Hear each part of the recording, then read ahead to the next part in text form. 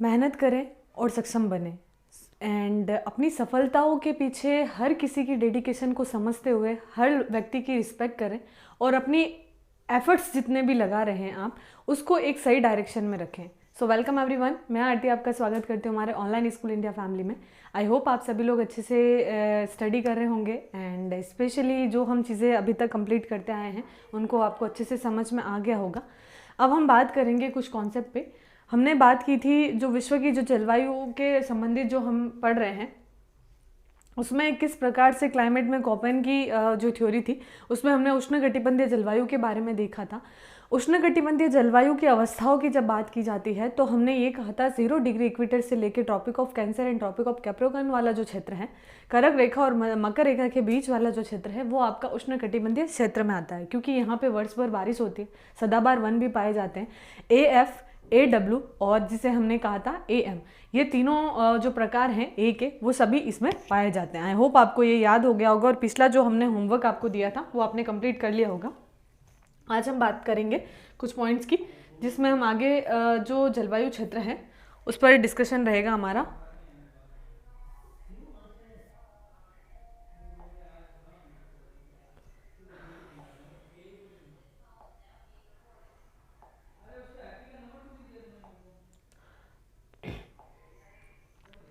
उष्णकटिबंधीय जलवायु की जब हमने बात की थी ये सारी चीज़ें हमने अच्छे से अध्ययन कर ली थी और इसमें मिनिमम से भी जो टेम्परेचर रहता है वो 20 डिग्री सेल्सियस से रहता है। तो हम ये कह सकते हैं 18 डिग्री सेल्सियस से ऊपर वाले जो भी क्षेत्र हैं वो आपके उष्णकटिबंधीय जलवायु के अंतर्गत आते हैं। और अगर ज्योग्राफिकल ग्लोबल अगर हम ग्लोब के हिसाब से इसके मैप पे आधारित अगर हम समझे तो कर्क रेखा और मकर रेखा के बीच वाला क्षेत्र हमारा उष्णकटिबंधीय जलवायु के अंतर्गत आता है। क्लियर है? ये सारी चीज़ें हमने समझ ली। आज हम सेकेंड हमारी बात करेंगे। देखिए यहाँ पे भारी वर्षा भी होती है और इसमें प्रमुख क्षेत्र कौन से पाए जाते हैं, जैसे भारतीय उपमहाद्वीपीय दक्षिणी अमेरिका के उत्तरी पूर्वी भाग तथा उत्तरी ऑस्ट्रेलिया में ये क्षेत्र पाया जाता है। भारी वर्षा अधिकतर गर्मियों में होती है, शीत ऋतु शुष्क होती है और जलवायु में इस प्रकार का जो जलवायु वितरण है वो आपका भारत के भौतिक पर्यावरण में आप अच्छे से समझ सकते हैं। तो जो सेकेंड बुक होगी हमारी हम उसमें डिस्कस करेंगे। अब हम बात करेंगे उष्णकटिबंधीय आर्द्र एवं शुष्क जलवायु AW के बारे में। सबसे पहले AW क्षेत्र कहाँ पे आपको देखने को मिलेगा, तो उष्णकटिबंधीय आर्द्र व शुष्क जलवायु AF के प्रकार के, AF आपका मतलब वर्ष भर वर्षा वाला क्षेत्र, वर्ष भर वर्षा वाला क्षेत्र। तो उष्णकटिबंधीय आर्द्र शुष्क जलवायु AF प्रकार के जलवायु प्रदेशों के उत्तर एवं दक्षिण में पाई जाती है। इसकी सीमा महाद्वीपों के पश्चिम भाग में शुष्क जलवायु के साथ और पूर्वी भाग में CF तथा CW प्रकार की जलवायु के साथ पाई जाती है। तो CF और CW की जो अवस्था है वो आपकी शुष्क अवस्था के आधार पर जो भी क्षेत्र रहेंगे, देखिए जलवायु का जो उत्तरी व दक्षिणी क्षेत्र है उसके आधार पर सीमाओं के आधार पर इनको बांटा गया है। तो जो महाद्वीपों के पश्चिमी भाग में शुष्क जलवायु के साथ पूर्वी भाग में CF और CW प्रकार की जलवायु के साथ पाई जाती है। यहाँ पे आपको CF जलवायु देखने को मिलेगी, CW भी, और AF जलवायु यहाँ पे देखने को मिलेगी। और इसके प्रकारों के आधार पर जो AW का जो क्षेत्र है वो इसके अंतर्गत आता है। विस्तृत AW जलवायु जो है उसमें प्रमुख आपके दक्षिणी अमेरिका में स्थित ब्राजील आता है। ब्राजील के वन, उत्तर और दक्षिणी में बोल्विया और पैराग्वे और निकटवर्ती भागों में सूडान और मध्य अफ्रीकी के दक्षिण में पाई जाती है। तो एग्जैक्ट इसकी पोजीशन जब बात की जाती है, अब देखिए दक्षिणी अमेरिका की जब बात की जाती है ये हमारा 0 डिग्री इक्वेटर है, इसको हम बांट लेते हैं तो ये हमारी कर्क रेखा की ये हमारा ये क्षेत्र के अंतर्गत आ जाएगा। जो दक्षिण का ब्राज़ील वाला क्षेत्र है, ब्राज़ील और कर्क रेखा से मकर रेखा के बीच का, तो दक्षिण के क्षेत्र में हमारा दक्षिणी अमेरिका का स्थित ब्राज़ील के वन आ जाएंगे। दक्षिण में ही बोल्विया और पैरागुआ निकटवर्ती क्षेत्र और अफ्रीका के दक्षिणी क्षेत्र भी इसके अंतर्गत आएंगे। इस जलवायु में वार्षिक वर्षा AF तथा AM जलवायु प्रकारों की अपेक्षा काफी कम तथा विचारणशील है। आर्द्र ऋतु छोटी और शुष्क ऋतु भीषण व लंबी होती है। तापमान वर्ष भर ऊंचा रहता है और शुष्क ऋतु में दैनिक तापांतरण सर्वाधिक पाया जाता है। तो शुष्क ऋतु में यहाँ पे दैनिक तापांतरण क्या होगा, बहुत ज्यादा होगा। तापांतरण का मतलब होता है तापमान में अंतर, यानी कभी कभी दिन में तो टेम्परेचर आप मान के चलिए 40 डिग्री के लमसम चला जाता है और नाइट में हम ये कह सकते हैं कई बार माइनस में भी चला जाता है, क्योंकि धरातल जल्दी गर्म होती है, जल्दी ठंडी होती है। तो इन स्थल खंडों की वजह से यहाँ पे दैनिक तापांतरण भी हमें ज़्यादा देखने को मिलता है और शुष्क ऋतु में ये यहाँ पे सबसे ज़्यादा होता है और तापमान वर्ष भर ऊँचा रहता है। ये कारण है, हमें पता है कि इसका कारण भी क्या है, सूर्य का लंबवत चमकना, ITCZ उष्ण अभिसरण जो क्षेत्र है हमारा, उष्णकटिबंधीय अभिसरण क्षेत्र इसके अंतर्गत आता है। इस जलवायु में पर्णपाती वन और पेड़ों से ढकी घास भूमियां भी पाई जाती है। तो ये लमसम AW की विशेषताएं हैं। इनका क्षेत्र कौन सा होगा, इसके अंतर्गत CF और CW वाले क्षेत्र भी रहेंगे। देखिए, उष्णकटिबंधीय आर्द्र व शुष्क जलवायु में AF प्रकार की जलवायु प्रदेशों के उत्तर व दक्षिण में पाई जाती है। तो ये शुष्क जलवायु AW जो AF के उत्तर और दक्षिण में ये अवस्था पाई जाती है, यानी AF यहाँ पर है तो इसके उत्तर में AW और इसके दक्षिण में AW जलवायु पाई जाती है। और इसकी सीमा जो है महाद्वीपों के पश्चिम भाग में होती है और शुष्क जलवायु के साथ पूर्वी भाग में CF तथा CW प्रकार की जलवायु के साथ पाई जाती है। तो पूर्वी भाग में कौन से क्षेत्र हैं आपके, पूर्वी भाग में है CF और CW के साथ भी ये जलवायु पाई जाती है पूर्वी क्षेत्रों में। क्लियर है। अब हम बात करेंगे सेकंड हमारी शुष्क जलवायु की। शुष्क जलवायु जो है B, उसमें हमने कहा था कि जो वर्षा है वो न के बराबर भी होती है और शुष्क जलवायु की विशेषता अत्यंत न्यून वर्षा है जो पादपों की वृद्धि के लिए पर्याप्त नहीं है। तो यह जलवायु पृथ्वी के बहुत बड़े भाग पर पाई जाती है जो विषुवत वर्ष से 15 डिग्री, ये बहुत इंपॉर्टेंट है, आप प्लीज़ इसको अंडरलाइन कर लीजिए। यहाँ से क्वेश्चन पुटअप हो सकता है कि कोपेन के जलवायु वर्गीकरण में B वाली जो जलवायु है उसको आप ग्लोब पे कितने अक्षांश रेखाओं पर बांटेंगे, तो ग्लोब पे 15 डिग्री से लेकर 60 डिग्री उत्तरी व दक्षिणी अक्षांशों के बीच ये क्षेत्र पाया जाता है। यहाँ न्यूनतम वर्षा होती है। तो ये मध्यम क्षेत्र हम इसे कह सकते हैं। 15 से 30 डिग्री के निम्न अक्षांशों पर ये उपोष्ण कटिबंधीय उच्च वायुदाब क्षेत्र में पाई जाती है। क्योंकि हाई प्रेशर बेल्ट क्रिएट होता है तो प्रति चक्रवात की स्थिति यहाँ पे उत्पन्न होती है, और जहाँ पे भी प्रति चक्रवात की स्थिति उत्पन्न होगी, आपको पता है बच्चों के प्रति चक्रवात जहाँ पे भी होंगे वहाँ वर्षा बहुत ज़्यादा कम होगी। तो यहाँ पे 15 से 30 डिग्री में उच्च हाई प्रेशर बेल्ट क्रिएट हो रहा है, और जहाँ तापमान का क्या हो रहा है, अवतलन और उत्क्रमण हो रहा है, और वर्षा वो नहीं होने देते हैं। यही कारण है। तो यहाँ पे वर्षा न्यूनतम होती है 15 डिग्री से लेकर 60 डिग्री तक, और हालांकि सबसे ज्यादा मध्य अक्षांशों में 15 से 30 डिग्री के बीच के उपोष्ण उच्च वायुदाब पेटी क्षेत्र में ये जलवायु पाई जाती है।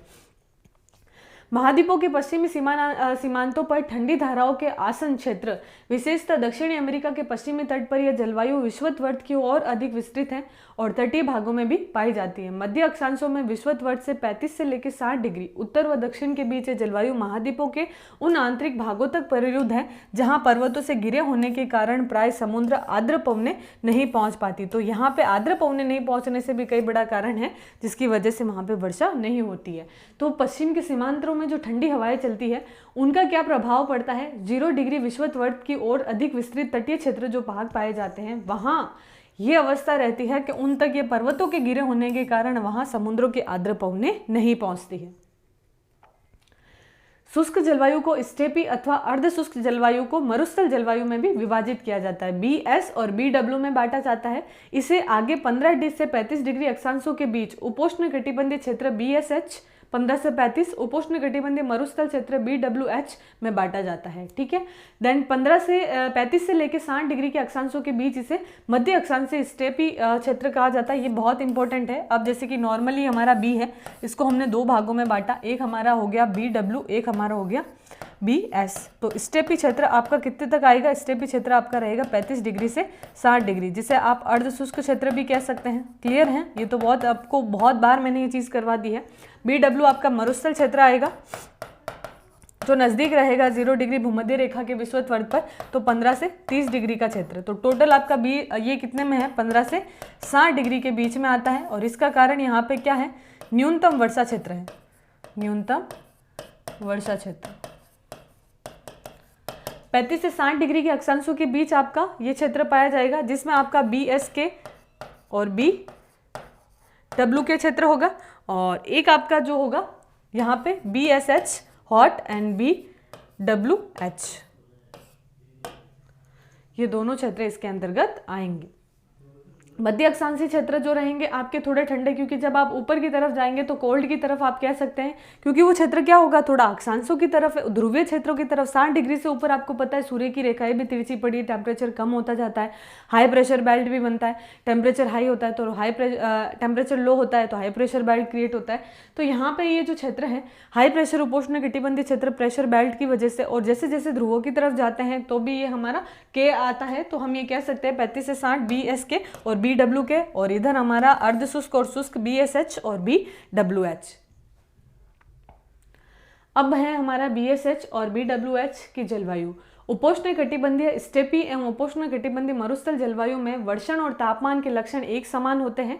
आर्द्र व शुष्क जलवायु के संक्रमण क्षेत्र में अवस्थित होने के कारण उपोष्ण कटिबंध स्टेपी जलवायु में मरुस्थल जलवायु की अपेक्षा वर्षा थोड़ी ज्यादा होती है और विरल घास भूमियों के लिए भी पर्याप्त होती है। तो स्टेपी क्षेत्र में हमारे, आपको पता होगा, स्टेपी घास के मैदान पाए जाते हैं, सवाना, ये काफी क्षेत्र जो है हमारे इसके अंतर्गत आते हैं, और इन्हीं क्षेत्रों में थोड़ी बहुत वर्षा ज़्यादा होती है, क्योंकि यह जो क्षेत्र है मरुस्थल की अपेक्षा थोड़े से क्या होते हैं, हम ये कह सकते हैं यहाँ पे थोड़ी सी ज़्यादा वर्षा होती है, क्योंकि शुष्क जलवायु का संक्रमण क्षेत्र यहाँ पे अवस्थित होता है।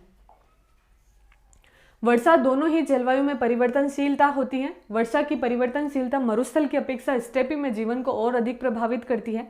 इससे कई बार अकाल की स्थिति पैदा होती है और मरुस्थल में वर्षा थोड़ी किंतु गरज के साथ और तीव्र बौछारों के साथ होती है, जो मृदा में नमी पैदा करने में अप्रभावी सिद्ध होती है। ठंडी धाराओं तापमान लगते तटीय मरुस्थल में कोहरा एक आम बात हो गया है और ग्रीष्म ऋतु में अधिकतम तापमान बहुत ज़्यादा ऊंचा रहता है। तो ये जनरल हमारी जो वातावरण और क्लाइमेट का जो कॉन्सेप्ट है वो आपको पता है कि टेम्परेचर अगर ज़्यादा होगा तो वहाँ पे बहुत ज़्यादा हम गर्मी महसूस कर सकते हैं। जैसे विंटर सीजन, हमारे समर सीजन, जो भी अवस्थाएं आती है, आपको पता है जाड़े के समय हमें कितनी सर्दी महसूस होती है।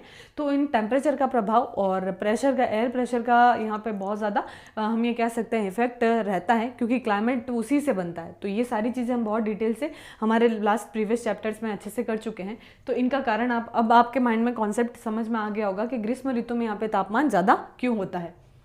और जो कि यहाँ पे मरुस्थलीय क्षेत्र है, मरुस्थलीय क्षेत्र में एक साथ बौछार हो जाती है। तो बार बार जब किसी चीज़ पे देखिए, आप वर्षा की नमी या फिर आप एग्रीकल्चर की जब हम बात करते हैं, कृषि में हम बार बार सिंचाई क्यों करते हैं? एक दिन तो ऐसा नहीं है कि हमने एक दिन पौधे को पानी पिला दिया तो वो काफ़ी है उसके लिए।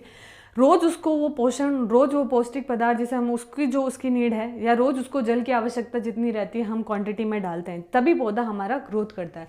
तो मरुस्थल में कई बार जो बारिश होती है वो बहुत तेज होती है और को बहुत थोड़े समय के लिए होती है, जिसकी वजह से वहाँ की जो वेजिटेशन जहाँ की वनस्पति है, वहाँ की वनस्पति ज़्यादा ग्रोथ नहीं कर सकती। इसीलिए वहाँ पे कंटीली झाड़ियाँ और कैक्टस जैसे भी जो भी हमारे होते हैं, ऐसे सूखे वनस्पति हमारे वहाँ पे पाई जाती है। लीबिया के अल अजीजिया में 13 सितंबर 1922 को उच्च तापमान 58 डिग्री सेल्सियस दर्ज किया गया था, सबसे हाईली टेम्परेचर। और इस जलवायु में वार्षिक और दैनिक तापांतरण भी अधिक पाए जाते हैं। तो इसमें हम ये कह सकते हैं, क्योंकि कारण क्या है हमारे यहाँ पे दैनिक तापांतरण अधिक पाए जाने का, क्योंकि आपको पता है कि यहाँ पे एक तो जो हमारी वनस्पति का प्रभाव रहता है, दूसरा हमारा कोरियोलिस बल का भी इसमें हम ये कह सकते हैं। तो हमारी जो हवाएं होती है वो क्षैतिज अवस्थाओं में भी यहाँ पे करती है, वर्षण का प्रभाव दिखाई देता है। दैनिक तापांतरण, क्योंकि स्थलकण जल्दी गर्म हो जाते हैं, तो रात के समय हमारे यहाँ पे -डिग्री ठंड की वजह से स्थल ठंडा हो जाता है, तो उसकी अवस्थाओं का प्रभाव यहाँ पे बहुत ज़्यादा दिखाई देता है। और दैनिक तापांतरण इस जलवायु में ज़्यादा मेजर किया जाता है। फिर है हमारा कोष्ण शीतोष्ण। तो जो कोष्ण शीतोष्ण जलवायु या मध्य अक्षांशीय जलवायु है, इसमें आपको तापमान या वर्षा जो आर्द्रता है वो दोनों बराबर दिखाई देगी, दोनों में समानांतर दिखाई देगी।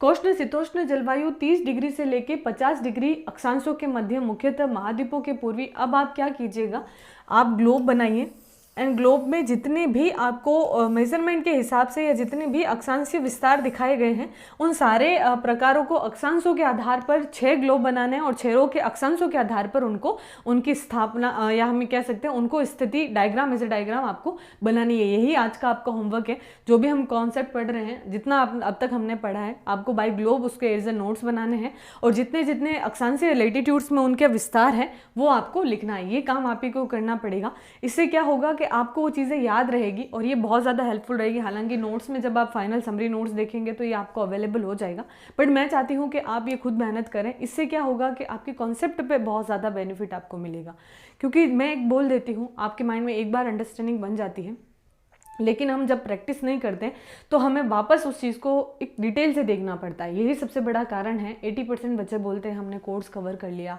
हमने पूरा सिलेबस कवर कर लिया, फिर भी हम अच्छा स्कोर नहीं कर रहे। उसका कारण एक ही है कि हमने सिलेबस टीचर्स के अकॉर्डिंग तो कंप्लीट कर लिया, लेकिन क्या हमने हमारे एफर्ट्स के साथ किसी चीज़ को हाथों हाथ 2 बार रिवाइज किया? एक साइंटिफिक हम ये क्या साइकोलॉजी कह सकते हैं कि जब आप किसी टॉपिक को पढ़ रहे हैं और उसको एक बार आपने समझा, उसके बाद आपने 2 बार उसको लिख लिया, तो ऐसा माना जाता है कि वो आपके माइंड में स्टेबल रह जाता है। वो आपको 99% आप नहीं भूलेंगे। उसके पॉइंट्स कहीं से भी अगर आपको कहीं लिंकअप होते दिखाई देंगे, आपको वो पूरा टॉपिक समझ में या टॉपिक याद आ जाएगा उसी टाइम। तो एट द मोमेंट आप क्या कीजिए, जो आप पढ़ रहे हैं आप आधा घंटा, जैसे कि 30 मिनट की हमारी या 35 मिनट की जो भी क्लासेस होती है आपने विजुलाइज की, इवनिंग में सोने से पहले आप 10 मिनट उसको वापस से ड्रॉ कीजिए। आप बुक मत देखिए, आप मेरी क्लास वापस मत देखिए, आपने जितना देखा है आप खुद प्रैक्टिस करके कोशिश कीजिए। आप रफ पेज भी ले सकते हैं, आपने जितना पढ़ा है उसे एज ए डायग्राम उसको उतारने की कोशिश कीजिए, उससे आपकी मेमोरी शार्प बनेगी। 100% में इसको मैं भी इस फिलोसॉफी को अपनाती हूँ और ये थॉट्स सच में काम करते हैं। तो प्लीज़ आप भी ये कोशिश कीजिए, जब आप पढ़ रहे हैं तो उसको इम्प्लीमेंट करके जो जो टॉपिक आपने पढ़े हैं, जैसे कि आपने 3 आवर्स की स्टडी की है टाइम टेबल शेड्यूल के अकॉर्डिंग, तो 3 आवर्स का आप 20 मिनट्स भी या 15 मिनट्स भी निकालेंगे तो 45 मिनट्स का आप एक रिवीजन शेड्यूल अपना फिक्स कीजिए। उससे आपको बहुत ज़्यादा बेनिफिट मिलेगा। संडे तक आते आते आपका जो फाइनल रिवीजन संडे वाला होगा वीकली टाइम टेबल का, वो आपको बहुत ज़्यादा अच्छे से समझ में आ जाएगा। हालांकि आने वाले टाइम में हम आपको बताएंगे कि वीकली और monthly study time table schedule कैसे बनाना है, उसको प्रॉपर कैसे गाइड करना है। बहुत सारी चीज़ें आपके लिए लेके आएंगे। ऑनलाइन स्कूल इंडिया प्लेटफॉर्म आप बच्चों के लिए ही काम कर रहा है और हम बहुत एफिशिएंसी के साथ, अलग क्रिएटिविटी वाले और आपके कॉन्सेप्ट पे काम करते हुए आपके साथ कोई सारे ट्रिक्स शेयर करेंगे। सो बढ़ते हैं हमारे टॉपिक की तरफ। कोष्ण शीतोष्ण मध्य अक्षांशीय जलवायु, इसको हम सी से आइडेंटिफाई करते हैं।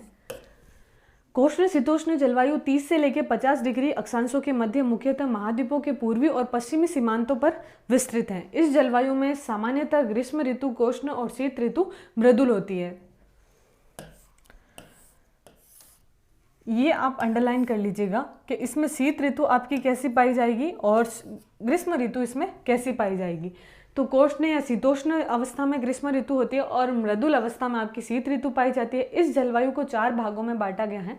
पहला है आपका आर्द्र उपोष्ण जलवायु, दूसरा जो कि सर्दियों में शुष्क और गर्मियों में उष्ण होती है CWA भूमध्य सागरीय क्षेत्र CS, और आर्द्र उपोष्ण कटिबंधीय अर्थात शुष्क ऋतु की अनुपस्थिति तथा मृदु शीत ऋतु CFA, समुद्री पश्चिमी तटीय जलवायु CFB के अंतर्गत 4 भागों में इसको बांटा गया है।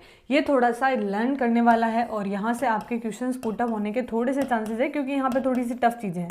बी तक आपको अच्छे से आई थिंक समझ में आ गया होगा, उसके क्षेत्र का एक्सप्लेनेशन भी आपको माइंड में सेट हो गया होगा। अब तीसरी चीज़ ये है हमारी कि इस जलवायु का जो क्षेत्र है इसको 4 भागों में हम आइडेंटिफाई करते हैं। पहला है हमारा आर्द्र उपोष्ण क्षेत्र। आर्द्र उपोष्ण कटिबंधीय क्षेत्र क्या होगा, इसकी विशेषता है कि सर्दियों में ये अवस्था शुष्क और गर्मियों में ये अवस्था उष्ण वाली होती है। तो इसको आइडेंटिफाई करते हैं हम CWA से। देखिए ए आपका टेम्परेचर को मेजर करता है, ये आपको पता है तापमान। W जो है आपका यहाँ पे स्मॉल लेटर वाला W है, I think yes small letter W, तो हम इसे कह सकते हैं शीत शुष्क विंटर ड्राई, और ये हमारा उपोष्ण। ये अवस्थाओं के आधार पर आप इनको लर्न कर सकते हैं। तो उपोष्ण तापमान जिसका है, जिसमें हम कह सकते हैं कि शीत शुष्क गर्मियां हमारी उष्ण होगी और सर्दियां हमारी शुष्क रहेगी। शीत शुष्क है हमारा W, और इसी के साथ हमारा जो टेम्परेचर है वो ज़्यादा रहेगा, इसी वजह से हमने ए यहाँ पे आइडेंटिफाई मेजर किया है। फिर है हमारा CWA, आर्द्र उपोष्ण कटिबंध जलवायु कर्क रेखा एवं मकर रेखा से ध्रुवों की ओर मुख्यतः भारत के उत्तरी मैदानों और दक्षिणी चीन के आंतरिक मैदानों में पाई जाती है। तो जो हमारी CW है इसकी जो विशेषता है वो हम समझ चुके हैं कि जहाँ पे उपोष्ण कटिबंध क्षेत्र होगा, सर्दियाँ वहाँ पे जो शीत ऋतु होगी वो शुष्क होगी और आपकी ग्रीष्म ऋतु यहाँ पे क्या होगी, उष्ण होगी। तो सिंपल सा है, CWA हमारे भारत के अंतर्गत भी हम कह सकते हैं आ सकता है। तो यहाँ अवस्थाएं जो है आर्द्र उपोष्ण कटिबंधीय जो जलवायु है इसमें आपकी जलवायु कर्क रेखा और मकर रेखा के ध्रुवों की ओर मुख्यतः भारत के उत्तरी मैदान और दक्षिणी चीन के आंतरिक मैदानों में पाई जाती है। यह जलवायु AW जलवायु जैसी ही है और केवल इतना अपवाद है कि इसकी सर्दियों का तापमान क्या रहता है, कोष्ण रहता है, शुष्क रहता है। जाड़े का समय आपको पता होगा ठंडा रहता है लेकिन बारिश वाली नहीं होती, तो ये जाड़े का समय हम कह सकते हैं। तो यहाँ पे सर्दियों का तापमान यहाँ पे कोष्ण रहता है। फिर है हमारा भूमध्य सागरीय जलवायु CS, जैसा कि नाम से ही स्पष्ट होता है भूमध्य सागरीय जलवायु भूमध्य सागर के चारों ओर तथा उपोष्ण कटिबंध से 30 डिग्री से लेकर 40 डिग्री अक्षांशों के बीच महाद्वीप। देखिए आपको भूमध्य सागर में जब आप भारत का मानसून पढ़ेंगे तो पश्चिमी विक्षोभ जिसे हम कहते हैं, आपको मैंने समझाया भी था, पश्चिमी विक्षोभ से होने वाली वर्षा, तो जो पवनें उड़ती है भूमध्य सागर से वो पश्चिम की तरफ जब प्रवाहित होती हैं तो वो वर्षा का कारण बनती है, चक्रवात बनाती है, जिससे क्या होता है शीतकालीन हमारी वर्षा होती है, जैसे राजस्थान में हम मावठ भी कहते हैं। तो पश्चिमी विक्षोभ से उठने वाली पवनों से ही यहाँ पे ये बारिश होती है। तो भूमध्य सागर की जो अवस्था है 30 डिग्री से लेकर 40 डिग्री अक्षांशों के बीच पाई जाती है और महाद्वीपों के पश्चिमी तटों के साथ साथ पाई जाती है और मध्य कैलिफोर्निया, मध्य चिली तथा ऑस्ट्रेलिया के दक्षिणी पूर्वी और दक्षिणी पश्चिमी तटों पर इसके उदाहरण देखने को मिलते हैं। क्षेत्र ग्रीष्म ऋतु में उपोष्ण कटिबंधीय उच्च वायुदाब तथा शीत ऋतु में पछुआ पवनों के प्रभाव में आ जाती है। इस कारण उष्ण व शुष्क गर्मियों तथा मृदु व वर्षा युक्त सर्दियां इस जलवायु की विशेषता है। तो ये पूरी इसकी डेफिनेशन हम समझ सकते हैं, इसकी पूरी विशेषता। ग्रीष्म ऋतु में औसत मासिक तापमान 25 डिग्री सेल्सियस के आसपास रहता है और शीत ऋतु में 10 डिग्री सेल्सियस के आसपास ये चला जाता है। तो वार्षिक वर्षा यहाँ पे 35 से लेकर 90 डिग्री सेंटीमीटर तक होती है। तो ये वर्षा की विशेषता और ये हमारी टेम्परेचर की विशेषता। जो हमारा भूमध्य सागरीय जलवायु क्षेत्र है वो आपका 30 डिग्री से लेकर 40 डिग्री अक्षांशों के बीच पाया जाता है। यहाँ पे तापमान जो है मिनिमम गर्मियों में आपका 25 डिग्री के आसपास और शीत ऋतु में 10 डिग्री सेल्सियस तक रहता है और औसत वार्षिक वर्षा यहाँ की 30 से लेकर 60 डिग्री के बीच होती है। क्षेत्र कौन कौन से आएंगे इसमें? कैलिफोर्निया आएगा, मध्य चिली आएगा, ऑस्ट्रेलिया आएगा, दक्षिणी पूर्वी दक्षिणी पश्चिमी तट के इसके उदाहरण आएंगे। तो जो मैंने आपको बोला है वो अगर आपसे पूछा जाए भूमध्य सागरीय जलवायु के बारे में तो आप ये लिख सकते हैं 50 शब्दों में। फिर है हमारा आर्द्र उपोष्ण कटिबंधीय जलवायु यानी CFA। आर्द्र उपोष्ण कटिबंधीय जलवायु उपोष्ण कटिबंधीय अक्षांशों में महाद्वीपों के पूर्वी भागों में पाई जाती है और इस प्रदेशों में वायु राशियां प्राय क्या होती हैं, आपकी अस्थिर रहती हैं और पूरे वर्ष वर्षा होती रहती है। यह जलवायु पूर्वी संयुक्त राज्य अमेरिका, दक्षिणी तथा पूर्वी चीन, दक्षिणी जापान, उत्तरी पूर्वी अर्जेंटीना, तटीय दक्षिणी अमेरिका। देखिए ये इतनी सारी चीज़ें, इतने सारे क्षेत्र याद नहीं रहेंगे और एक बार में तो बिल्कुल नहीं रहेंगे, लेकिन आपको कॉन्सेप्ट जब समझ में आ जाता है ग्लोब की आइडेंटिफाई, और आप एक कोशिश अब करना शुरू कर दीजिए because you are an 11th standard student, आप 11वीं कक्षा के छात्र हैं। तो अब आपको ग्लोब की जो फिजिकल मैप है, हमारे वर्ल्ड का फिजिकल मैप, इंडिया का फिजिकल मैप हमारी कंट्री का, एंड उसी के साथ हमारा स्टेट का फिजिकल मैप की जो लोकेशंस है। सबसे पहले तो देखिए आपको सिर्फ और सिर्फ डिस्ट्रिक्ट की, अगर आप स्टेट का मैप याद कर रहे हैं, जैसे कि आप पर्टिकुलर राजस्थान के स्टूडेंट हैं तो 33 आपके डिस्ट्रिक्ट आ जाते हैं, क्लियर है।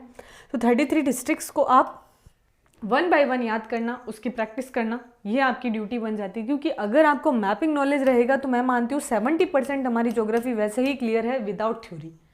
100% आप मान के चलिए ज्योग्राफी के स्टूडेंट को अगर मैप बहुत अच्छे से आ रहे हैं, चाहे वो वर्ल्ड का फिजिकल मैप हो, चाहे आपका कंट्री के बेस पे अगर हम बात करते हैं इंडिया का फिजिकल मैप है, या स्टेट पर्टिकुलर स्टेट जो आपका स्टेट है उसका अगर फिजिकल मैप आपको अच्छे से आता है, तो मैं ये मानती हूँ कि 70% हम ज्योग्राफी यहीं क्लियर कर लेते हैं। क्योंकि काफ़ी सारी चीज़ें एक लोकेशन बेस्ड होती है, एक अवस्थाओं के आधार पर। जब हम उपोष्ण कटिबंधीय या भूमध्य सागरीय जलवायु की जब बात कर रहे हैं, अगर हमें भूमध्य सागर का एग्जैक्ट लोकेशन पता होगा ग्लोब पर, तो हम ये मानते हैं कि उसकी सारी लोकेशंस और उसके साथ जो वहाँ का एटमॉस्फेयर है, जहाँ की क्लाइमेट है, वेदर है, हम अच्छे से अंडरस्टैंडिंग बना सकते हैं और इसको बार बार रट्टाफिकेशन से याद नहीं कर सकते।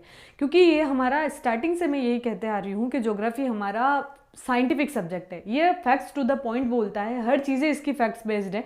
तो हम इसको रट के भी कितना रट लेंगे। अगर मैंने यहाँ पे अफ्रीका लिखवा दिया, दक्षिणी अमेरिका लिखवा दिया, बार बार मैं कंट्रीज़ के नाम लिख रही हूँ, एक टाइम होएगा कि आप खुद इससे बोर हो जाएंगे और आपको ज्योग्राफी हर्डल लगने लग जाएगा, जबकि ऐसा कुछ नहीं है। अगर स्मार्टनेस इसमें थोड़ी सी दिखाई जाए और मैप को थोड़ा सा एनालाइज करके पढ़ना शुरू कर दिया जाए, तो इससे आपके कॉन्सेप्ट भी अच्छे बनेंगे और आपकी ज्योग्राफी कमांड भी अच्छी रहेगी। तो प्लीज़ मेरी रिक्वेस्ट है, आप जो भी पढ़ रहे हैं तो एक लिस्ट आप थोड़ा थोड़ा करके रेगुलर देखिए, एक साथ कोई चीज़ें याद नहीं होती, थोड़ा थोड़ा प्रैक्टिस कीजिए, कैपिटल्स लर्न कीजिए, पोजीशंस उनकी देखते रहिए। और सबसे पहली चीज़ मैंने आपको स्टार्टिंग में बोली थी, अगर आप ज्योग्राफी 11th में ले चुके हैं, दैट मीन्स अब आपको मैपिंग नॉलेज होना शुरू हो जाना चाहिए, आपके रूम में लगना चाहिए you are a geography student. तो आपके स्टडी रूम के आसपास तीनों वर्ल्ड के मैप, तीनों फिजिकल मैप अवेलेबल होने चाहिए, एक ग्लोब आपके पास होना चाहिए। ये 4 चीज़ें तो आज ही अगर आप किसी के पास नहीं है तो प्लीज़ ये चीज़ ज़रूर कीजिए अपने स्टडी लेवल जहाँ पे भी आप स्टडी करते हैं। जहाँ आप सोते हैं वहाँ पे भी मैप लगाइए। थोड़ा थोड़ा आपको जिसको ड्राइंग अच्छी आती है वो एक छोटे छोटे भी मैप्स बना के, शॉर्ट मैप्स बना के वो उसको बार बार देख के भी याद किया जा सकता है। तो इससे अप्रोच बहुत अच्छी बनेगी, यही चीज़ है। तो इससे इसके बिना तो अगर मैं ये पढ़ भी लूँगी, आपको लिखवा दूँगी इतने सारी कंट्रीज़ में ये क्लाइमेट पाई जाती है, वो याद नहीं रहेंगे, उनको स्मार्टनेस से ही याद करना पड़ेगा। ठीक है। सो हमारा आर्द्र उपोष्ण कटिबंधीय जलवायु CFA, जिसमें एवरेज जो हमारी वर्षा जो है 75 से लेके 150 सेंटीमीटर तक पाई जाती है। तो यहाँ वर्षा लगभग काफ़ी बहुत अच्छी होती है। हम CFA को ये मान सकते हैं कि जो तड़ी झंझा जैसे हमारे जो तूफान आते हैं उसका कारण भी मान सकते हैं। शीत ऋतु में वाताग्रीय वर्षा भी यहाँ पे होती है। ग्रीष्म ऋतु में औसत मासिक तापमान आपका 27 डिग्री पाया जाता है और सर्दियों के समय 5 डिग्री तक हमारा तापमान चला जाता है। दैनिक तापांतरण यहाँ पे बहुत ज़्यादा ही कम होता है। दैनिक तापांतरण यहाँ पे कम देखने को मिलता है क्योंकि इसका कहीं ना कहीं कारण जो है तटीबंधी अक्षांशीय क्षेत्रों की जो अवस्थाएं हैं, वायु राशि, और सबसे बड़ी बात जो हमारे ये क्षेत्र है, ये वायु राशियों के महाद्वीपों के क्षेत्र में अक्षांशों के मध्य पाया जाता है। तो इसके आधार पर हम ये कह सकते हैं कि जो भी हमारे महाद्वीप के पूर्वी भागों की अवस्था है, हमने एक चीज़ देखी थी कि जो महासागरों के पश्चिमी क्षेत्रों में हमें ज़्यादा ये अवस्थाएं जो हैं वर्षा की वो ज़्यादा पाई जाती है और महाद्वीपों के पूर्वी क्षेत्रों में हमारे ज़्यादा वर्षा होती है। तो कोस्टल एरियाज भी यहाँ पे होते हैं, तो एक अच्छी अवस्थाएं यहाँ पे वर्षा की बनती है और टेम्परेचर भी यहाँ पे हमारा इक्वल लेवल पे रहता है।